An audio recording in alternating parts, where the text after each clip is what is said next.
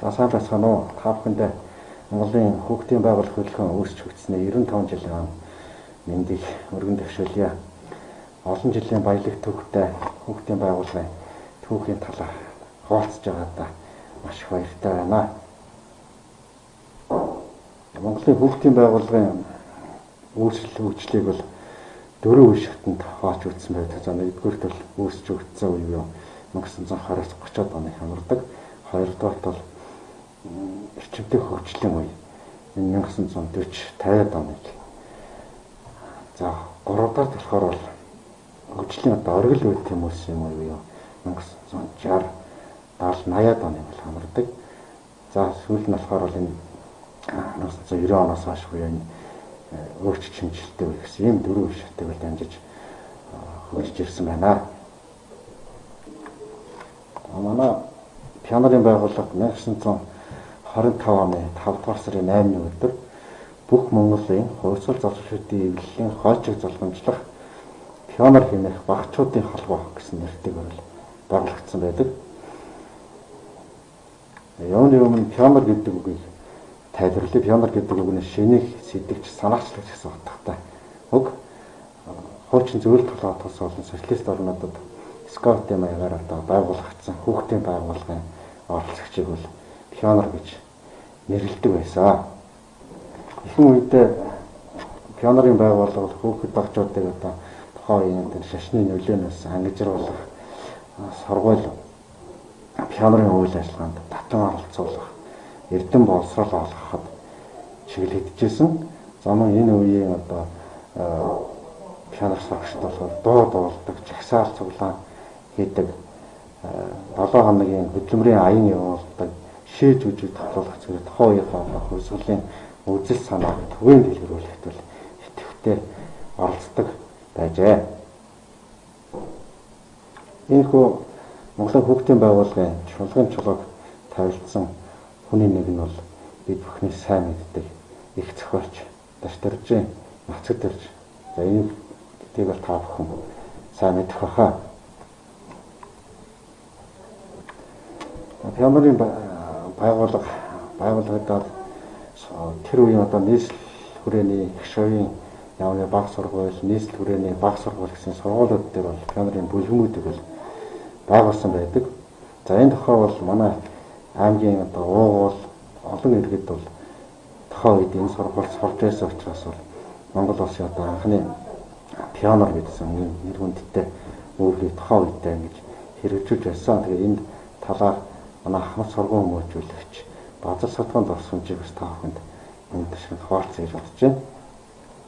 Түүний дурсаж байгаагаар бол тухайн үед сургуулийн сурагчдаар 2 хүн ирж пианарын байгууллагын тухай сурчилж пианарт ирсэх одоо хүсэлтэй байгаа хэсгийг бол асуусан байдаг.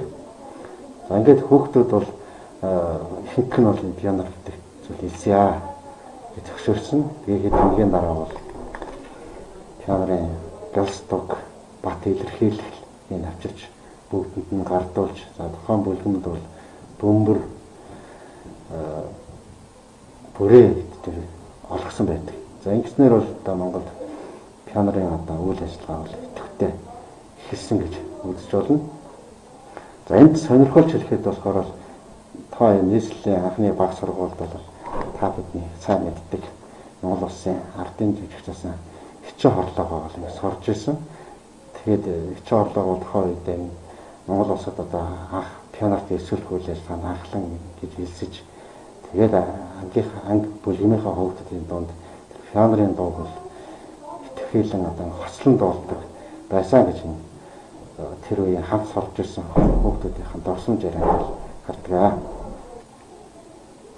Тухайн үед сургуулиудаар явж хүүхдүүдийг пианарт эсвэлж ажилласан энэ хүмүүсийн нэг нь бол их зохиолч Дашдэржийн Нацагдэрж байсан гэж энэ дурсамж ярьж байгаа манай ахмад пианод татлан илэрхийлж байгаа. Тэгээд тэр үедээ бол энэ хүүхдүүд бол пианарын дууг маш их дуулах дуртай. Энэ дуугаараа дамжуулан одоо хүмүүжж байсан гэдгийг бол энэ бүхнээс бол харж болох юм аа.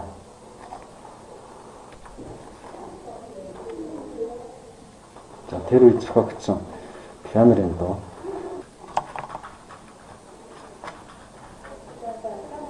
Мөн Аранга аймагт 1925 онд пианерын байгуулагдсан гэж үздэг. Өөрөөр хэлбэл улсын ууган пианерын байгууллагуудын нэгэ гэж.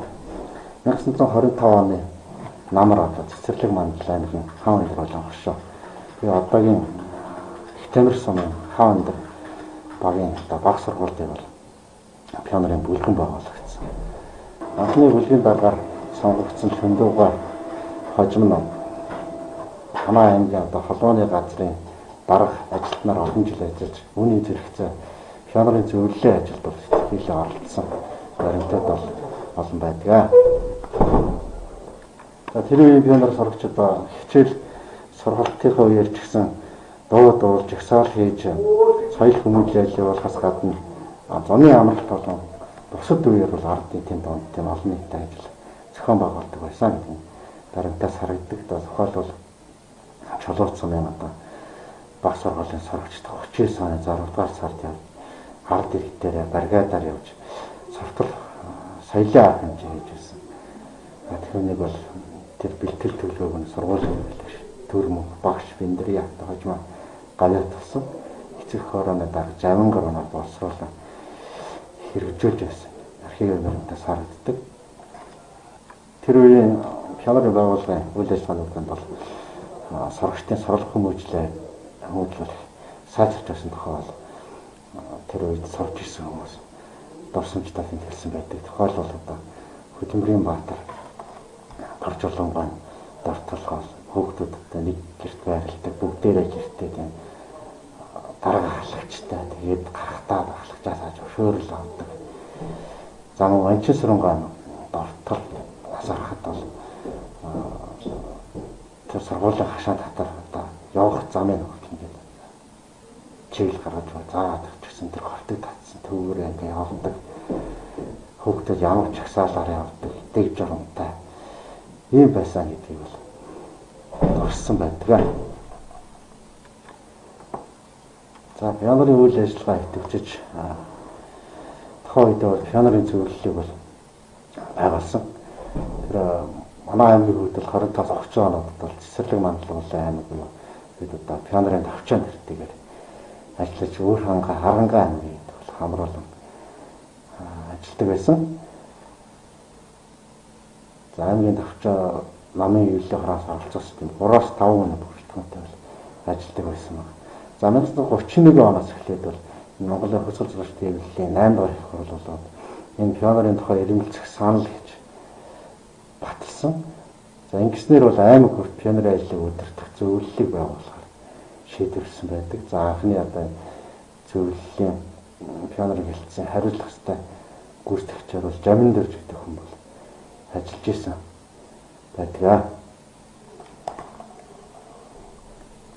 Аранга аймгийн пианер сурагчид байгууллагч ирсэн үеэс энэ пианерын үйл ажиллагаанд идэвхтэй оролцож байсан гэдэг нь архивын баримтуудаас Ахмад пианеруудын дурсамжаас харагддаг. За өмнө нь нэр нь бол 1936-аас 37 онд пианерын төвчөний дараагаар ажиллаж байсан Самбуу буюу хойд Герман улсад зохион байгуулагдсан олон улсын пианерын байгууллагын төлөөлөгчдийн оролцсон дэлхийн ажлын тариачны хүүхдийн одоо 2 дугаар их орж авсан. За энэ их оролт бол хурлын бүрэлдэхүүнд манай аймгийн одоо тооны сурагч Самбуугаар орж оролцож олон орны хүүхдүүдтэй туршлага мэдээ хуваалцаж байсан. Энэ бүхэн Аранга аймгийн пианерын байгууллага, пианерын сурагчид тухайн үедээ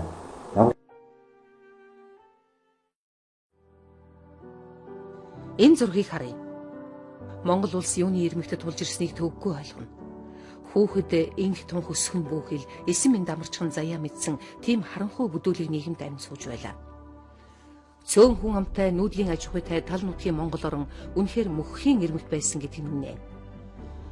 Түүхийг хичнээн олон янзаар тайлбарлаж бичлээж 1921 оны хувьсгал Монгол орны сэргэн мандлын цэлгэр үе таалгыг нээсэн билээ. Монгол хүүхдүүдийн амьдрал яаж өөрчлөгдсөнийг харахад ядарсан Монгол орны цэцэглэж өндийснийг хэн бүхэн төвөггүй ойлгоно. Сайн цаг ирж ард олон эрх чөлөө тусгаар тогтнолон байлдан олсон. Улс Монгол дахин сэргэсэн юм.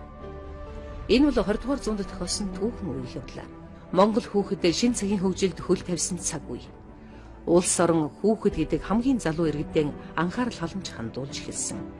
Бас энэ цаг үеэс хүүхэд насны аз жаргалын түүх бичигддэг юм. Хойчийг залгамжлагч багчуудын холбооны зорилго болмоос учир бүгдийг хуулан таниулахад оршно. За одоо бүгдээрээ дугаан дуулцгаая.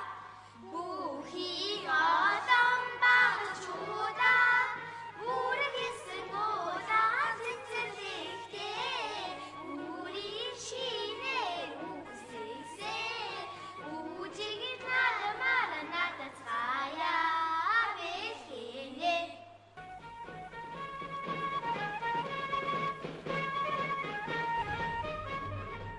Манай улс хүүхдийн байгууллагын түүхэн 1925 оноос эхлэн бичжээ.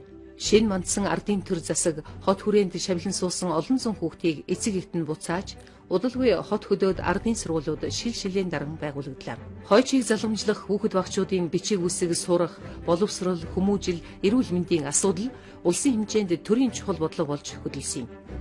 Ингээд 1925 оны 5 дугаар сарын 8-нд бүх Монголын хувьсгалт залуучуудын хойчийг залгамжлагч пионер хэмээх багчуудын холбоо 51 шүнтэй 2 бүлэгтэйгээр анхны баг сургууль дээр байгуулагджээ. Хүүхэд насныхаа хамгийн сайхан эрхээ эдлэх боломжоо ингэж олж авсан түүхтэй. Шинэ үеийн уран зохиолыг үндэслэгч төр нийгмийн нэртэй зүтгэлтэн Дашторжийн нацагд орж бүхий олон багчуудын анхны дуу зохиосон тэр цаг үеэс өнөөдрийг хүртэл бид их зохиолчон Монголын хүүхдийн байгууллагыг үндэслэн байгуулагчдын нэг гэж эрхэмлэн хүндэтгдэг.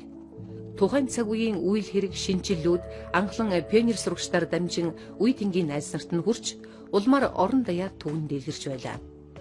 Ингэж Монголын хүүхэд багчуудын хүсэл мөрөөдөл, сурлаг хөдөлмөр, хөдөө талын малын бэлчээрээс орчин цагийн эрдмийн өргөөгөөр дамжин алс холын хилийн чандад хүрч улмаар хүүхдийн байгууллагын бүхэл бүтэн тогтолцоо бүрэлдэн тогтох их хүйсийн эхлэл тавигдсан билээ.